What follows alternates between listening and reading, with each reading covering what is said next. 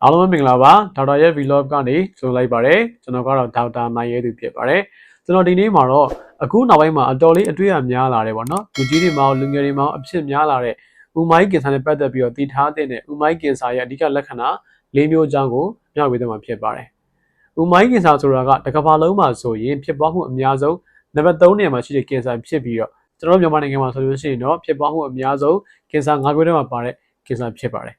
်ဘာကြောင့်ဥမိုင်းကင်ဆာဖြစ်ရတယ်လဲဆိုတဲ့အဖြေကိုတော့တိကျတဲ့အဖြေကူတီရှာဖွေလို့မတွေ့ရှိရသေးပါဘူး။ဒါပေမဲ့လည်းကျွန်တော်တို့ခန္ဓာကိုယ်ထဲမှာကျွန်တော်တို့ရဲ့ဒီမျိုးဗီဇပြောင်းလဲမှုတွေကျွန်တော်တို့ရဲ့ဒီအစားအသောက်အနေထိုင်ပြောင်းလဲမှုတွေကြောင့်မလို့ဥမိုင်းကင်ဆာဖြစ်ရတယ်ဆိုပြီးတော့ပညာရှင်တွေကနေပြီးတော့ဆိုထားကြပါတယ်။အဲဒီတော့ဘယ်သူတွေမှာပို့ပြီးတော့ဥမိုင်းကင်ဆာဖြစ်ဖို့အခွင့်အရေးပိုများလဲပေါ့နော်။အဲဒီတော့ဥမိုင်းကင်ဆာကဆိုရင်ဘယ်သူတွေမှာအဖြစ်များလဲဆိုတော့နံပါတ်1ချက်ကတော့အသက်ကြီးတဲ့သူတွေပေါ့နော်။အသက်50ရာခိုင်စပြီးတော့အသက်ကြီးလေဥမိုင်းကင်ဆာဖြစ်ဖို့အခွင့်အရေးပိုပြီးတော့များလေဖြစ်ပါတယ်အသက်ကြီးတဲ့သူမှာဖြစ်တာလားဆိုတော့မဟုတ်ပါဘူးအသက်ငယ်တဲ့သူမှာလည်းဥမိုင်းကင်ဆာဖြစ်နိုင်ပါတယ်ကျွန်တော်တို့ဒီအသက်ငယ်ငယ်ပေါ့နော်19-20အရွယ်မှာကိုပဲဥမိုင်းကင်ဆာခံစားနေရတဲ့သူတွေအများကြီးတွေ့လာတယ်ပေါ့နော်ဒါကြောင့်မလို့ဥမိုင်းကင်ဆာဒီအသက်ကြီးတဲ့သူရောအသက်ငယ်တဲ့သူရောဖြစ်နိုင်တယ်ဒါပေမဲ့အသက်ကြီးလို့ရှိရင်ပို့ပြီးတော့ဥမိုင်းကင်ဆာဖြစ်နိုင်ပါတယ်နံပါတ်2အချက်ကတော့ကိုယ့်ရဲ့မိသားစုမျိုးရက်မှာအရင်တုန်းကဥမိုင်းကင်ဆာပေါ့နော်သို့မဟုတ်လို့ရှိရင်တခြားကင်ဆာတစ်ခုခံစားရတဲ့သူရှိမယ်ဆိုလို့ရှိရင်ကိုယ့်မှာပို့ပြီးတော့ဥမိုင်းကင်ဆာဖြစ်နိုင်ပါတယ်နံပါတ်3ချက်ကတော့အစားအသောက်နဲ့အနေထိုင်ပြောင်းလဲမှုဖြစ်ပါတယ်ကျွန်တော်တို့ကဒီ fiber လို့ခေါ်တဲ့အမြင့်တက်ကြွယ်ဝတဲ့အစားအသောက်တွေကိုစားသုံးမှုနည်းပြီးတော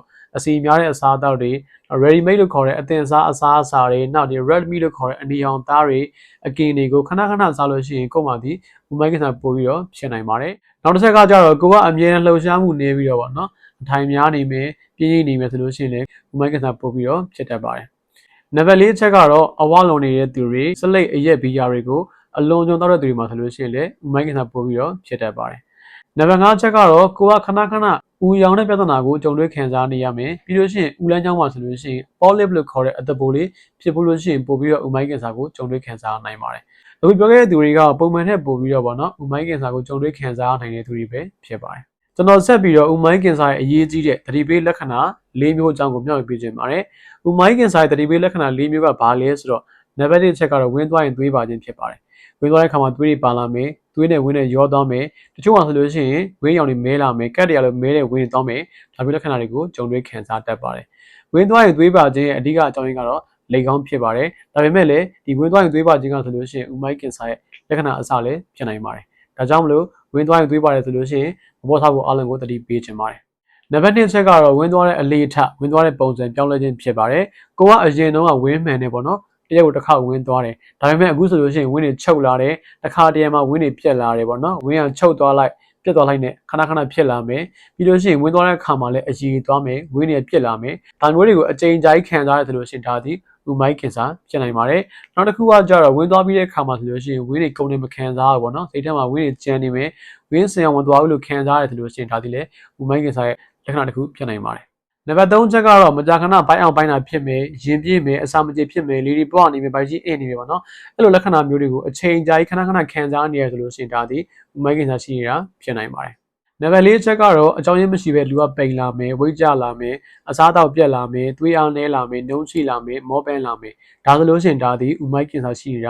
ာဖြစ်တတ်ပါတယ်ဘာကြောင့်လဲဆိုတော့ဥမိုင်းကင်ဆာဖြစ်လို့ရှိရင်ကျွန်တော်ခန္ဓာကိုယ်မှာဝင်းသွားရင်သွေးပါခြင်းတွေကိုကြုံတွေ့ခံစားတတ်တယ်။ဒါပေမဲ့ဝင်းသွားရင်သွေးပါတာကိုသတိမထားမိတဲ့ခါမှာဆိုလို့ရှိရင်ကြားတဲ့ခါမှာတစ်ဖြည်းဖြည်းနဲ့သွေးအားနည်းလာပြီးဒီကမောပန်းလာမယ်နှုံးချိလာမယ်အစားတော့ပြက်လာမယ်ပိန်လာမယ်ဒါမျိုးတွေကိုကြုံတွေ့ခံစားနိုင်ပါတယ်။ဒါကြောင့်မလို့အကြောင်းရင်းမရှိဘဲလူကပိန်လာမယ်နောက်ဒီသွေးအားနည်းဝေဒနာတွေခံစားလာရဆိုလို့ရှိရင်ဒါဒီဥမိုင်းကင်ဆာရဲ့လက္ခဏာတစ်ခုဖြစ်တတ်ပါတယ်။ဒီလက္ခဏာတွေကတော့ဥမိုင်းကင်ဆာဖြစ်လို့ရှိရင်ကြုံတွေ့ခံစားလက်ရှိတဲ့ရှေးဘေးလက္ခဏာ၄ခုပဲဖြစ်ပါတယ်။ဒါကြောင့်ကိုယ်မှာဒီလက္ခဏာတွေခံစားနေရဆိုလို့ရှိရင်တော့ပေါ့ဆမနေဘဲနဲ့ဥမိုင်းကင်ဆာရှိမရှိစစ်ဆေးကြဖို့အားလုံးကိုတိုက်တွန်းခြင်းပါတယ်။ဘာကြောင့်လဲဆိုတော့ဥမိုင်းကင်ဆာဆိုတာကစောစီးသိလို့ရှိရင်လုံးဝပျောက်ကင်းအောင်ကုလို့ရတဲ့ယောဂတစ်ခုဖြစ်ပါတယ်။ဒါကြောင့်ဥမိုင်းကင်ဆာကိုစောစီးစစ်ဆေးဖို့အားလုံးကိုတိုက်တွန်းကြံပြုခြင်းပါတယ်။ဒါဆိုလို့ရှိရင်ဥမိုင်းကင်ဆာကိုဘယ်လိုစစ်ဆေးရမလဲ။ဥမိုင်းကင်ဆာရှိမရှိစစ်ဆေးလို့ရမယ့်အကောင်းဆုံးနည်းလမ်းကတော့colonoscopy လို့ခေါ်တဲ့ဥမိုင်းမှန်ပြောင်းကြည့်ခြင်းဖြစ်ပါတယ်။ဥမိုင်းမှန်ပြောင်းကြည့်ခြင်းအပြင်ဒီဥမိုင်းထဲမှာအလုံးကျိတ်ရှိမရှိကျွန်တော်တို့ကတွေ့နိုင်တယ်ပေါ့နော်။စံချိန်မြေလောက်ရှိတဲ့အလုံးလေးကစပြီးတော့တင်ချာလေးမြင်နိုင်တယ်။ပြီးလို့ရှိရင်အဲ့အလုံးရှိလို့ရှိရင်တစ်ခါလေးနဲ့ဖြတ်လို့ရတယ်။ဖြတ်ပြီးတော့အဲ့အသားစားကိုစစ်ဆေးလို့ရတယ်။ဒါဆိုလို့ရှိရင်ဥမိုင်းကင်ဆာရှိမရှိစောစီးသိမယ်။စောစီးသိလို့ရှိရင်တစ်ခါလေးပျောက်သွားအောင်လုံးဝပျောက်ကင်းသွားအောင်ကုလို့ရတယ်။ဒါကြောင့်ဥမိုင်းကင်ဆာတန်ကြားရှိလို့ရှိရင်